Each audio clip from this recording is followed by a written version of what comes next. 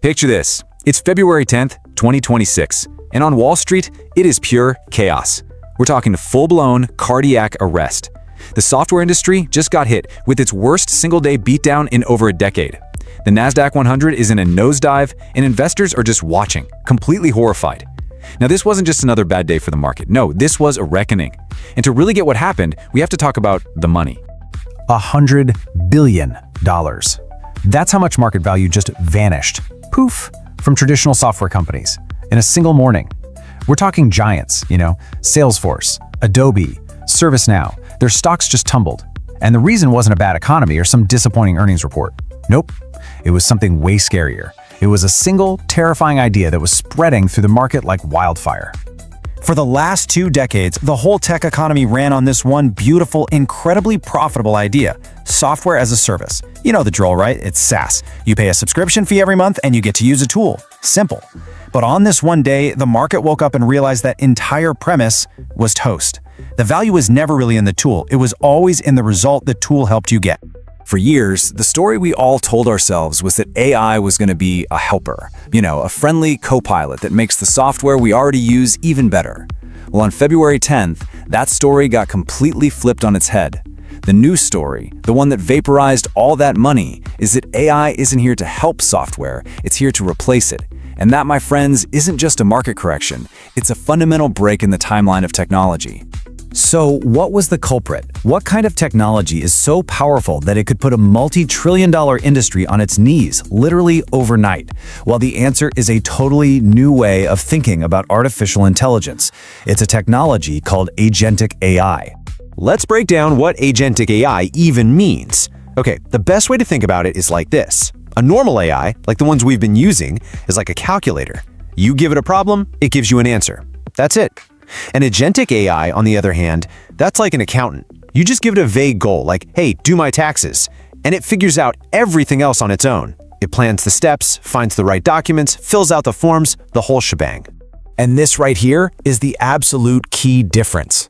A chatbot? That's your co-pilot. It's helpful, sure, but you are still flying the plane. You're in charge.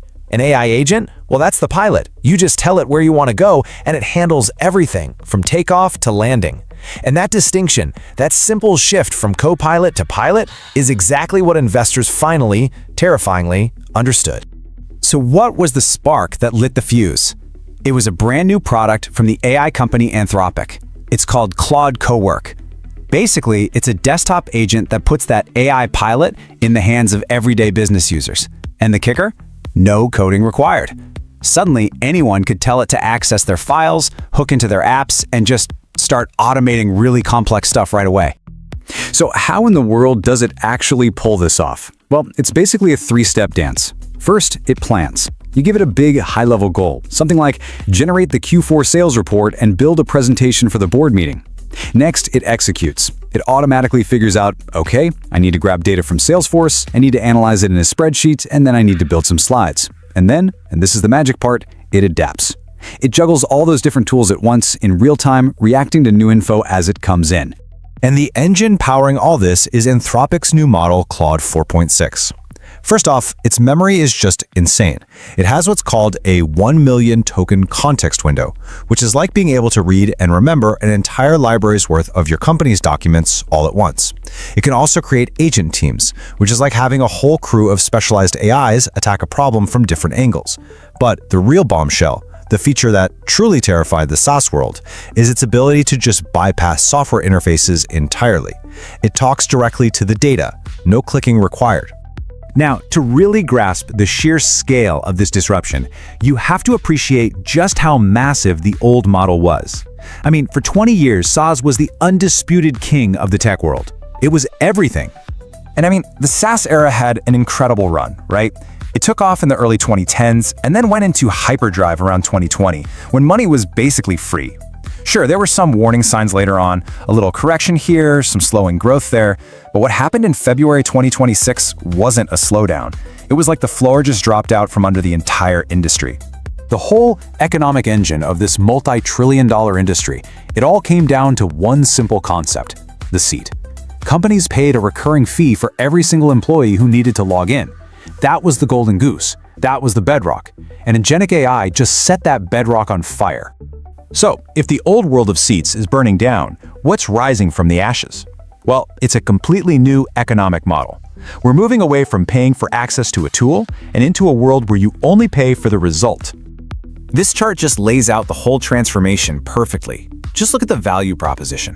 It goes from enabling a human to do work to the AI just performing the work itself, autonomously. And then look at the pricing. That nice, predictable per-seat fee? Gone. It's replaced by a variable cost based on what you actually use. You pay per outcome. This shift completely rewires the financial DNA of what a software company even is. And trust me, this is not theoretical. The consequences are very, very real. Reports started pouring in of companies canceling enormous software contracts. We're talking about a single annual deal with Salesforce worth $350,000 getting dropped because an AI solution can deliver the same results for just a tiny fraction of the cost. When you start hearing numbers like that, you get why there was panic in the streets. And really, it all boils down to one simple, absolutely brutal economic question that every executive is now asking themselves. Why on earth would I pay for thousands of software licenses so my employees can spend all day manually clicking buttons when an AI agent can do the exact same work faster by talking directly to the data for literally pennies in compute cost? It's an economic argument you just can't win against. So this all leads us to the big final question. What happens now? Is this really the end of software as we've known it for decades, or is it the beginning of something totally new? You know, it's tempting to call it an apocalypse. It's dramatic, it's final, but the reality is probably a little more nuanced than that. While the old way of doing things is clearly broken, this might be less of an ending and more of a profound and, painful market reset. The industry isn't exactly dying, but it is being forced to evolve, and to do it at a speed we've never seen before. But listen, don't count the big guys out just yet. They're not defenseless. They're sitting inside these massive fortresses built on years of proprietary data, deep customer relationships, and incredibly complex systems.